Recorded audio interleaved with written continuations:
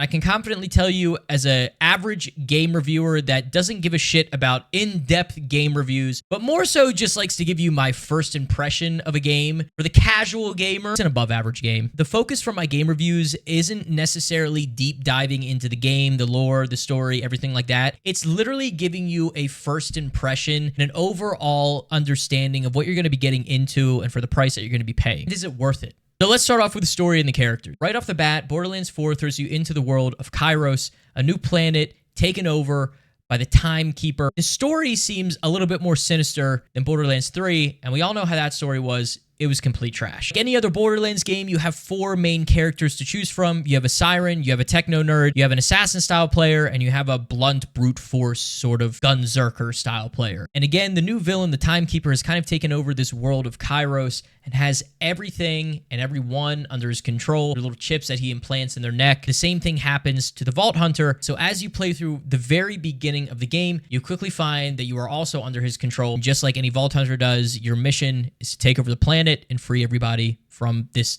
tyrannical being. I will say a fan favorite that returns is Claptrap. And in terms of the timeline of this game, I'm not really sure how it lines up with the previous Borderlands. I don't know if this happened right after Borderlands 2 or if it happened right after 3. I'm really not sure. Maybe that's just something I need to research on my part, but I really don't give a shit about that. That's just an extra little detail that I thought I'd throw in here. As far as the humor goes, it seems like they're going less towards this kind of like niche Gen Z style humor and back to the basics, which is just pop culture references and general humor, I guess you could say. The writing does seem a little bit more loose compared to the previous game, which is kind of nice because, I don't know, you don't feel like the nature of the game is being censored, if that makes sense. There is a good mix between emotional beats and chaotic nonsense that kind of goes on throughout the game. And this is all within like the first 5 to 6 hours I was playing the game, so I think they did a pretty good job at that. As far as the gameplay and mechanics goes, it's not too different than the previous Borderlands. In this new game, you get a new grappling hook. Again, I don't know if this was something in Borderlands 3 or the pre-sequel. This is just something I noticed that was new coming off from 2. You also get to scale certain types of terrain. You have an instantly accessible vehicle about an hour into the gameplay. I will say the weapon variety and the skills that you get in the game is quite a lot to take in. It's a little bit more advanced and a little bit more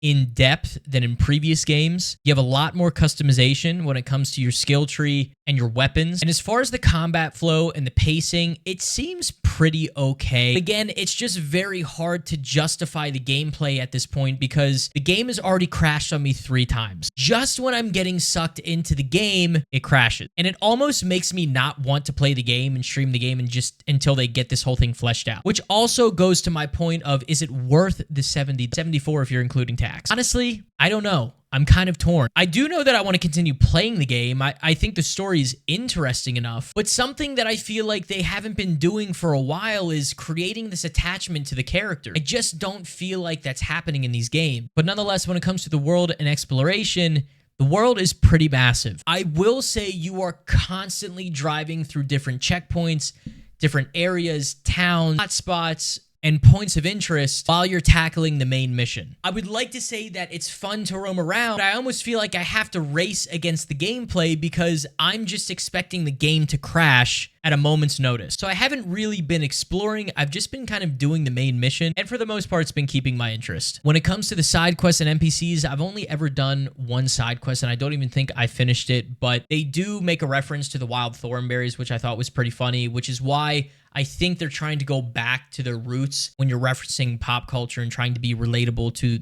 the younger and older generation. But when it comes to the open exploration aspect, you have a lot of ground to cover. And I say that even when you're riding the vehicle. I can't really touch on anything from co-op to multiplayer because I just haven't put any time into that yet. I really don't feel like diving into a world and playing with other players and then having the game crash. And you're going to hear me say that a lot because I just don't know when they're going to fix this problem for PC. Another thing I noticed for PC, I use NVIDIA. Something with the graphics has been happening where it just kind of lags every now and then, and it really cuts your attention when the cutscenes are happening and the story is trying to develop, which again just detaches you from the entire experience. As far as the presentation and style of the game, you all know what you're getting yourselves into. It's like this 2D cartoony style artwork. I've always been a fan of it. The world that you're thrown into is bold and colorful and really in your face from the get-go. In terms of performance, they have a lot of stuff to work out in terms of bugs and glitches and just crashing in general. When it comes to the voice acting, nothing really stands out. When it comes to the soundtrack, the very opening of the game, it kind of pulls you in with the song that they use. But after that, there's nothing that really pulls you into the world that you're in. And I've always been a big fan of how music pulls you into any sort of gaming experience. And you'll hear me talk about a lot in referencing Hollow Knight or Silksong. I just think those two games, when it comes to their soundtrack specifically, is just top tier soundtracks. I love when games are using sound effects to the best of their abilities. I love when they're using music to really immerse you in the world. I just haven't felt that way in this game. And in terms of the UI and menus, I thought it was pretty clean. There was nothing really that I noticed an issue with when it came to trying to find everything. Everything is pretty intuitive, and you pretty much know where to go if you're trying to change your guns or drop a weapon or pick something up, change a skill set or use your skill points towards your skill tree and so on and so forth. Again, guys, this is just my first impression of the game. This isn't something crazy in depth that I want to get into.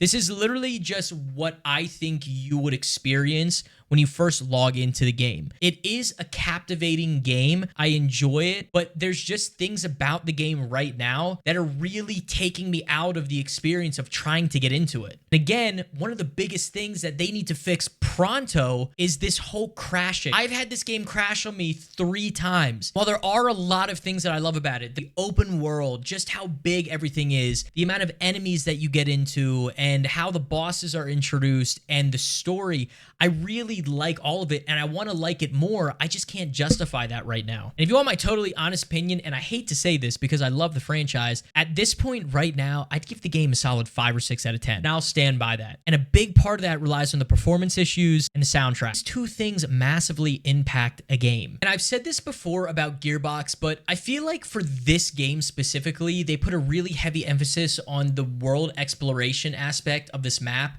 and just how big the map is. While having a big map is great, I love the fact that you're able to explore more of a world that is just so totally new. You have to make sure that you're immersed enough in that world to justify the size of the map. So far, I like what I see, but for some reason, I just don't feel the need to explore. I just kind of want to get through the main story. Some final thoughts for you guys just to wrap everything up. Some strengths about the game that I really enjoyed was the fact that there is a lot to explore in this game. The looter aspect of this game is pretty wild in terms of how you can customize your weapons. And some weaknesses or things that I would advise people to just be cautious of is there are some performance issues that are going to take you out of that gameplay experience. In some areas of the world, it does feel a little bit empty. They almost just kind of throw things in this world just to fill it out and for no other reason. I don't really feel a sense of attachment to the characters that you run into. And while you are thrown on a new world and understanding that this isn't Pandora, so it isn't as chaotic, the game just doesn't feel like that dystopian style, chaotic, every man for himself sort of gameplay that we expect out of one of these. I'll check back in after I play the game. And look, guys, I'm not here to bash the franchise, and I'm sure I'll have some better things to say as they continue to fix up some of the bugs and stuff. But honestly, this stuff shouldn't even be a thing when you release a game, and especially if you're going above the base price of what we all expect to be a $60 game, and you're saying it's 80 and now 70, but it's actually 74 because of tags, blah, blah, blah. Like, I could go on for days about this shit. Is it worth buying the game now?